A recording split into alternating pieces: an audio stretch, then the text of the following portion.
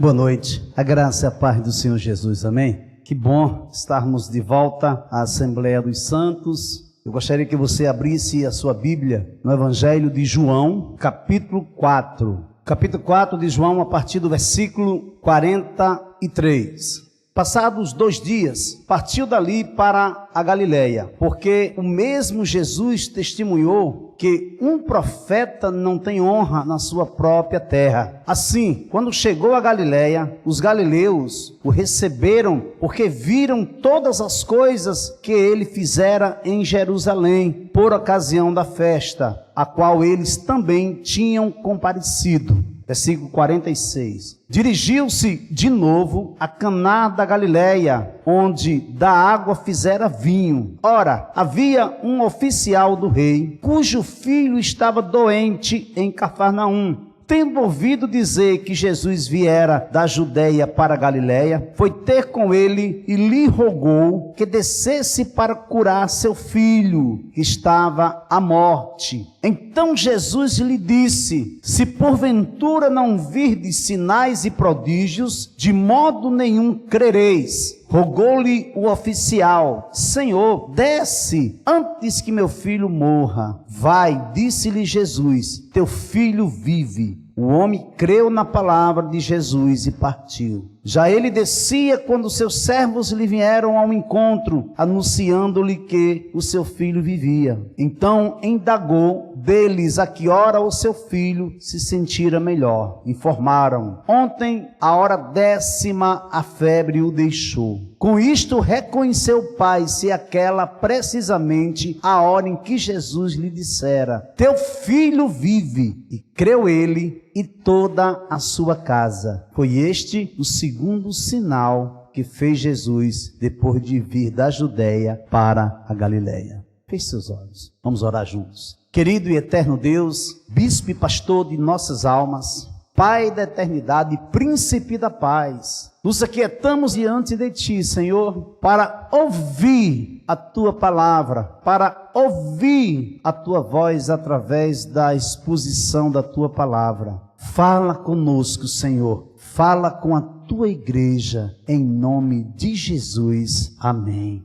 A fé vem quando Deus libera uma palavra específica de tudo que Ele já revelou diretamente a nós em nossas circunstâncias. Quando Ele age em nossa direção desta maneira, a sua palavra torna-se viva para nós, liberando a fé. Por quê? Porque a palavra é o próprio Jesus, é o verbo encarnado. A palavra rema, a revelação da palavra, que é o próprio Jesus encarnado, é o próprio Jesus em pessoa, falando conosco, gerando fé em nossos corações. Então, quando Deus age dessa maneira, em nossa direção, a sua palavra torna-se viva, liberando nossa fé. Ainda veio a minha palavra do Senhor dizendo: que é que vês, Jeremias? E eu disse: vejo uma vara de amendoeira. E disse-me o Senhor: viste bem, porque eu velo sobre a minha palavra para cumprir. Jeremias capítulo 1, versículos 11 e 12. Para que a fé possa operar em nossa vida e através de nossa vida, precisamos obedecer a palavra de Deus. A fé é algo ativo e não passivo. E a maioria das promessas de Deus são condicionais. Deus faz a sua parte e nós fazemos a nossa parte. Abra aí sua Bíblia em Tiago capítulo 2, versículo 14. Meus irmãos, qual é o proveito se alguém disser que tem fé, mas não tiver obras? Será que essa fé pode salvá-lo? Você vê que existe um produto e um agente, o qual é preciso pôr em prática determinada ação ou tarefa. Isso são as obras que Tiago está falando. Você recebe de Deus e você reage em direção àquilo que Ele falou. Você obedece a sua palavra. A fé dele, que é o dom, é gerada em seu coração e a sua fé começa a se desenvolver, começa a romper os grilhões, começa a romper muralhas. Você você começa a viver no sobrenatural. Por quê? Porque você entendeu que existe um produto, mas também existe um agente. É Deus fazendo a parte dele e nós fazendo a nossa parte. Primeiramente, Deus nos encoraja falando uma palavra necessária, importante e indispensável para a atual conjuntura em que estamos vivendo. Isto geralmente acontece quando eu estou fazendo a minha leitura bíblica, quando eu estou tirando o meu tempo sozinho com Deus, quando eu estou continuamente buscando a sua presença, quando realmente a minha alma se apega de tal maneira que eu não sei mais dar início às minhas tarefas cotidianas, sem primeiro eu não buscá-lo, sem primeiro eu falar com ele, sem primeiro eu receber uma palavra da parte dele. Quando estamos tirando nosso tempo sozinho com Deus, ouvimos claramente o Espírito Santo testificando com nosso espírito no homem interior. Temos plena convicção e declaramos: esse é o meu Deus falando comigo. Esse é o Deus que eu amo. Esse é o Deus que eu me apego, me mandando ir na direção da sua vontade. De sorte que a fé é pelo ouvir, e o ouvir pela palavra de Deus. Romanos capítulo 10, versículo 17. Basta uma palavra de Deus para nos colocar em movimento quando precisamos de um milagre. Basta uma palavra de Deus para nos colocar em movimento quando precisamos de um milagre. Então o primeiro ponto é: precisando de um milagre. Você está precisando de um milagre? Amém, igreja? Veja aí, versículo 46 ao 48. Jesus foi outra vez a Caná da Galileia, onde tinha transformado água e vinho. E havia ali um oficial do rei, cujo filho estava doente em Cafarnaum. Quando ouviu dizer que Jesus tinha vindo da Judeia para a Galileia, foi até ele e pediu-lhe que fosse curar o seu filho, que estava morrendo. Então Jesus lhe disse: se vocês não virem sinais e prodígios, de modo nenhum crerão. Nem sempre, olha para cá para mim falar uma coisa para você, ó. Nem sempre ouviremos o que queremos ouvir, ou nem sempre ouviremos o que esperávamos ouvir. Qual foi a resposta de Jesus para ele? Se vocês não virem sinais e prodígios, de modo nenhum crerão. Esse oficial do rei era provavelmente um centurião gentil, possivelmente a serviço de Herodes Antipas. João Batista está mostrando Jesus levando o evangelho a um respeitado mestre judaico, em seguida a uma mulher rejeitada samaritana e depois a um oficial que trabalhava para o governo romano. E em seguida, mediante esses exemplos, o evangelho se espalha para todo mundo. É maravilhoso demais. Jesus leva primeiramente a um respeitado homem. Como era que é o nome desse homem? Nicodemos. Ele vai de noite falar com Jesus. Ele vai às escondidas falar com Jesus. E Jesus mostra o evangelho para ele. Diz: olha, Nicodemos, é preciso você nascer de novo. É preciso você nascer da água e do Espírito. Porque se você não nascer da água, você não verá o reino de Deus. Se você não nascer do Espírito, você não entrará no reino de Deus. O vento sopra onde quer, Nicodemos, mas ninguém sabe de onde vem, nem para onde vai. Assim é todo que é nascido do Espírito.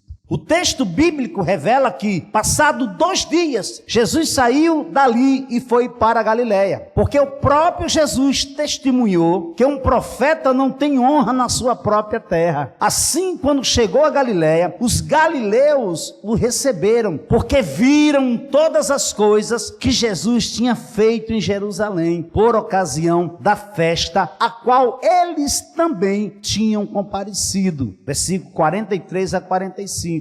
Podemos perceber que existem obstáculos que nós mesmos criamos na nossa mente e que impedem de termos uma fé desenvolvida, uma fé ativa, uma fé salvífica, uma fé capaz de mover montanhas, uma fé que transcende nossa incredulidade. Veja que os galileus, os conterrâneos de Jesus, só o receberam porque viram os milagres que ele realizara em Jerusalém. Você está aqui porque está precisando de um milagre? Ou você está aqui porque você ama Jesus? Não é para você responder, é só para você pensar. O que esse oficial vai ter que enfrentar? Primeiro, a resposta negativa de Jesus. A primeira coisa que ele vai enfrentar é a resposta negativa de Jesus. Então Jesus lhe disse: se vocês não virem sinais e prodígios, de modo nenhum crerão. Essa resposta de Jesus contém tanto uma crítica como uma afirmação dos sinais, não muito diferente da declaração desfavorável relatada por Mateus. Evangelho de Mateus, capítulo 12, versículo 38 e 39. Então, alguns escribas e fariseus disseram a Jesus: Mestre, queremos ver algum sinal feito pelo Senhor. Mas ele respondeu: uma geração perversa e adúltera pede um sinal, mas nenhum sinal lhe será dado, senão o do profeta Jonas. Segundo, ele se encontrava em uma atmosfera de incredulidade.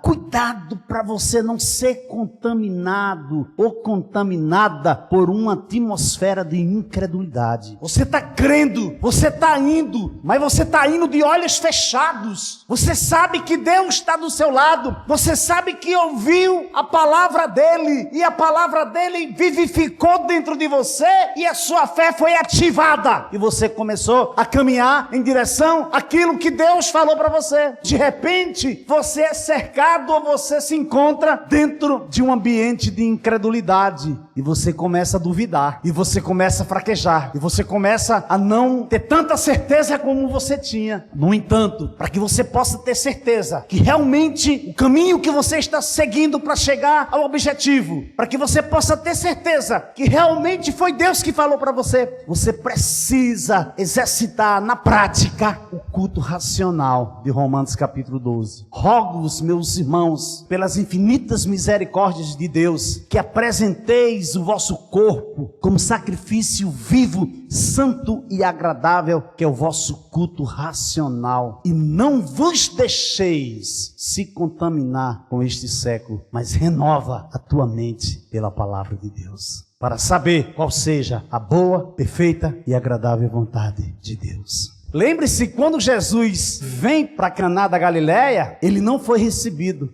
E chegando à sua terra, ensinava-os na sinagoga, de modo que se maravilhavam e diziam: de onde lhe vem esta sabedoria e estes poderes miraculosos? Não é este o filho do carpinteiro? A sua mãe não se chama Maria? E seus irmãos não são Tiago, José, Simão e Judas? Todas as suas irmãs não vivem entre nós? Então, de onde vem tudo isso? E escandalizavam-se por causa dele. Jesus, porém, lhes disse: nenhum profeta é desprezado, a não ser na sua terra e na sua casa. E não fez ali muitos milagres por causa da incredulidade deles. Mateus, capítulo 13, versículos 54 a 58.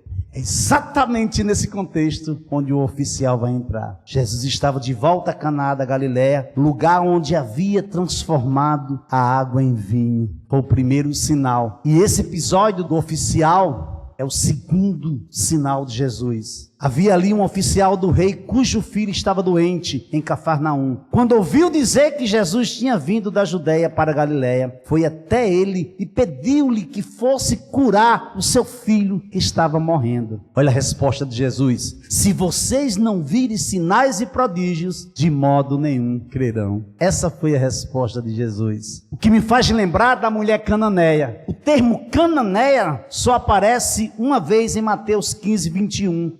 Provavelmente, essa mulher de Cananeia tinha conhecimento do Deus pagão da cura, Exumum, por ser uma mulher judia que vivia naquela região. No entanto, ela ouviu falar de Jesus e vai até ele, ao invés de procurar o Deus pagão da cura, Exumum. Que fé foi gerada no coração dessa mulher! Assim como o oficial recebeu uma resposta negativa no sentido da palavra, ela também vai ouvir de Jesus e receber uma palavra negativa, porque ela saiu atrás dele gritando: Senhor, filho de Davi, tenha compaixão de mim, minha filha está horrivelmente endemoniada. Mateus capítulo 15, versículo 22. Primeiro, Jesus não lhe dirige nenhuma palavra. Mande-a embora, disseram os discípulos. pois vem gritando atrás de nós. Mas Jesus respondeu: não fui enviado senão as ovelhas perdidas da casa de Israel. Mateus 15, versículo 23 a 24. Segundo,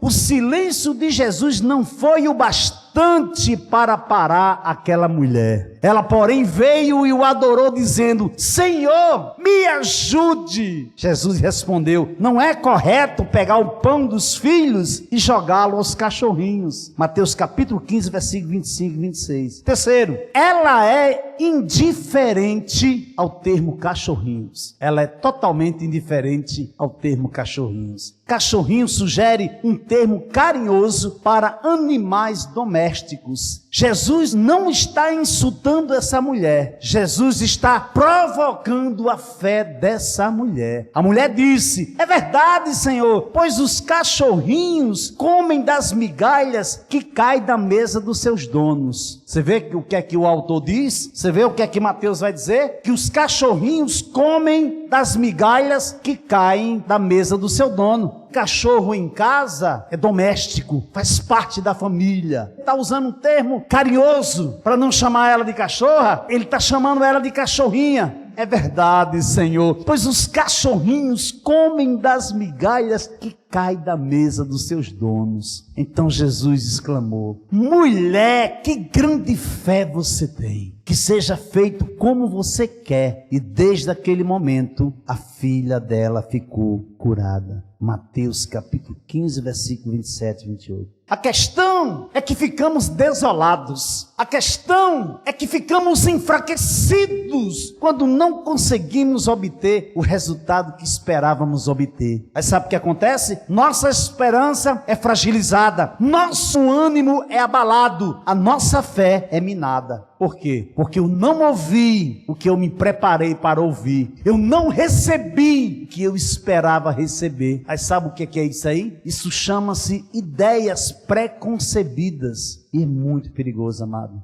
O fato de Jesus dizer um não para você, isso não quer dizer que ele não está no barco com você. O fato de Jesus dizer um não para você, isso não quer dizer que ele não tem uma grande obra para desenvolver na sua vida. O fato de Jesus dizer um não para você, isso não quer dizer que a sua fé vai se enfraquecer. Pelo contrário, você precisa ajustar a vela do barco para seguir na direção dele. Aí você vai se deparar com o cumprimento das promessas dele em sua vida. Estas coisas vos tenho dito para que tenhais paz em mim. No mundo passais por aflições, mas tende bom ânimo, eu venci o mundo. João capítulo 16, versículo 33. Foi isso que aconteceu com o oficial de Cafarnaum. Ele não perdeu o ânimo, ele não desanimou, ele não desistiu diante da resposta de Jesus. Ele insistiu. A palavra que foi liberada para ele gerou fé. Então basta uma palavra para colocar minha fé em ação. É o segundo ponto. Minha fé em ação é o segundo ponto. Veja aí, versículo 49 e versículo 50. O oficial pediu mais uma vez: Senhor, venha, antes que o meu filho morra. Jesus respondeu: vá, o seu filho vai viver. Aleluia. O homem creu na palavra de Jesus e partiu. A insistência, amado, faz parte do processo. É uma qualidade, é uma característica daquele que é obstinado, daquele que é perseverante. A perseverança deve ter um papel fundamental quando colocamos nossa fé em ação. Por quê? Porque haverá um momento que seremos tentados a fraquejar. Em contraste com a nossa fé, surgirão as coisas contrárias, que irão fazer de tudo para me fazer parar, para neutralizar a minha fé. Por isso que eu tenho que ter em mente que a perseverança, ela é um fundamento que vai dar base para a minha fé, para que eu possa andar de fé em fé, para que eu possa andar de glória em glória, para que eu possa romper em vitória. O oficial pediu mais uma vez, está vendo? Ele insistiu, ele pediu mais uma vez. O texto diz: o oficial pediu mais uma vez: Senhor, venha antes que o meu filho morra. Talvez você nesta noite esteja pensando de uma maneira, ou talvez você tenha falado quando amanheceu o dia hoje, ou mesmo antes de você vir para cá, para a igreja, talvez você tenha dito: Senhor, fala comigo, porque essa situação eu não aguento mais. Senhor, fala comigo, porque eu não estou conseguindo romper nessa área, eu não estou perseverando nessa área. Eu sei o que é que eu tenho que fazer, mas existe algo que está me travando, algo que eu não estou entendendo, algo que está me enfraquecendo. Eu tento avançar e não consigo. Jesus fala para você nesta noite assim, ó: persevere, persevere. Porque a perseverança é o fundamento da sua fé. Se você não perseverar, você não vai ser aprovado nesse ponto. Você pode ir aonde você quiser ir. Você pode se esconder aonde você quiser se esconder. Mas você um dia vai se deparar com essa mesma situação. Enquanto você não perseverar e enfrentar o que você precisa enfrentar, você sempre vai esbarrar nesse problema. Porque, amados, a fé é um exercício. A fé é uma caminhada. Se você parar de se exercitar, sua saúde vai começar a ser afetada. Se você não despertar e voltar às suas caminhadas, a se exercitar, você vai pagar um alto preço. Não é diferente com a sua fé. A fé, ela é ativa, ela é um fator ativo. Não pense você que você pode pegar a sua fé e colocar ela no cabide, ou colocar ela no armador, e depois você vem, liga ela e caminha. Não, é como andar de bicicleta. Se você parar de pedalar, você vai cair. E muitas vezes, pasmem, eu falar isso para você, muitas das vezes nós não queremos obedecer. Nós sabemos o que devemos fazer, mas nós não queremos e não fazemos. Mas também deixamos de se superar, deixamos de romper, perdemos a amplitude da vitória, a amplitude do realizar, de dizer: eu consegui, o Senhor venceu por mim, eu me coloquei diante dele e rompi barreiras, porque a minha fé foi fortalecida, porque quando eu estava fraco, então eu fui forte, porque o Senhor é comigo e o poder dele se aperfeiçoa na fraqueza. Amém? Você pode aplaudir o Senhor Jesus? Aleluia!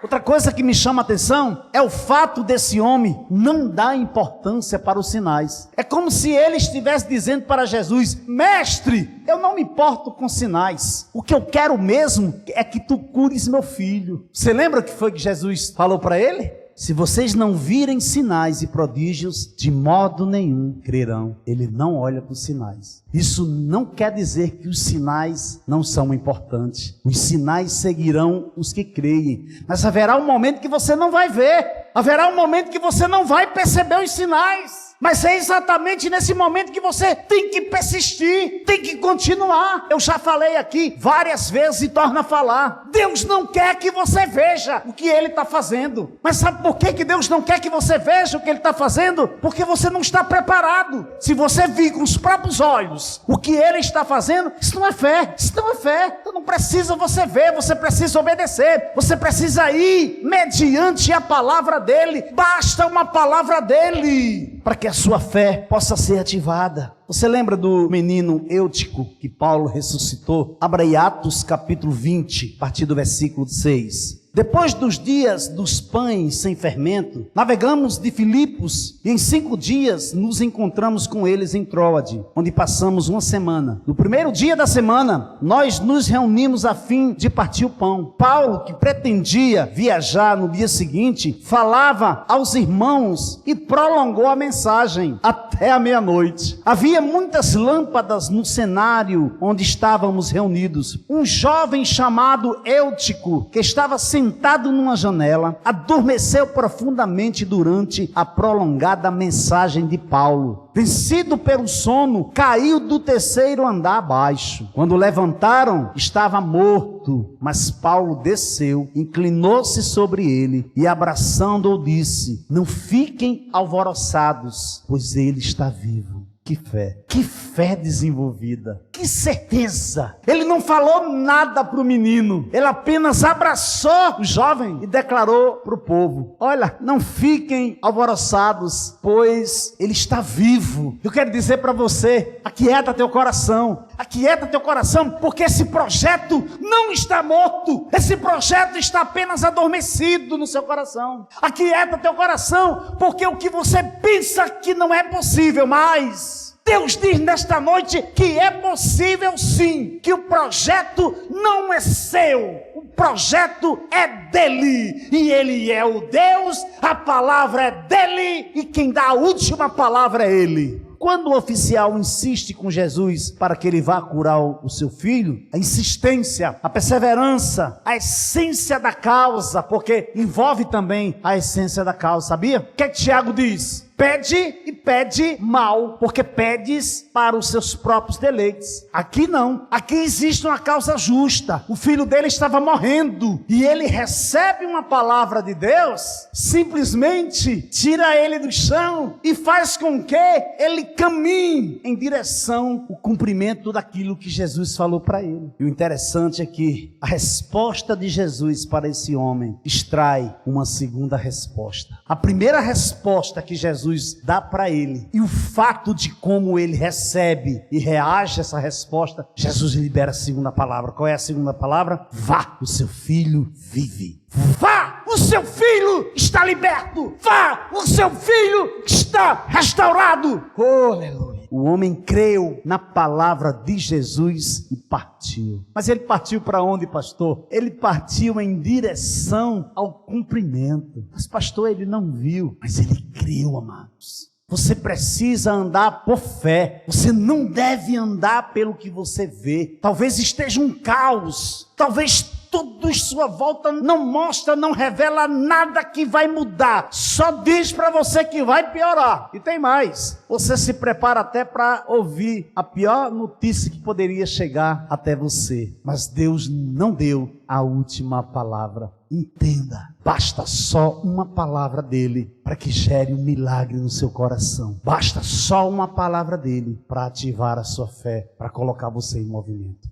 Você precisa crer contra a esperança, como Abraão creu. Você precisa andar por fé e não por vista. Você precisa perseverar, mesmo que todos te digam não. Mesmo que todos te digam que não vale a pena. Que não é isso que Deus tem para você. Ou que não tem mais jeito essa situação. Que não adianta você ter fé, porque tudo está perdido. Recuse! Recuse-se de acreditar nisso. Creia em Deus. Ora, sem fé é impossível agradar-lhe, porque é necessário que aquele que se aproxima de Deus creia que Ele existe e que é galardoador daqueles que o buscam. Hebreus capítulo 11, versículo 6. Diz que tinha um jovem, ele fazia parte de uma igreja pequenininha no seu bairro. Essa igrejinha era lá no topo do morro. Ele não perdia um culto, ele não perdia as manhãs de consagração. A leitura da Bíblia que ele fazia era contínua. Ele não negociava com nada pelo seu tempo sozinho com Deus. Só que ele estava desempregado. Ele começou a orar, se consagrar. Chegou para o pastor dele, pediu que o pastor dele orasse por uma porta de emprego. E quando foi uma certa manhã, ele recebeu um telefonema de uma empresa chamando-o, porque o currículo dele foi aprovado numa seleção de novos contratados. Ele começou a trabalhar, se deu bem com todo mundo, passou 1 ano, 2 anos, e aquele jovem começou a ser bem sucedido. Ele dizimava, entregava seu dízimo, ofertava, e quando foi uma certa manhã, ele foi chamado no escritório do gerente sênior daquela empresa, e ele ficou até assustado, deixou tudo que estava fazendo, deu uma pausa, foi lá, entrou no escritório. Quando ele entra, está o proprietário da empresa e o gerente sênior. Ele disse: senta aí, jovem,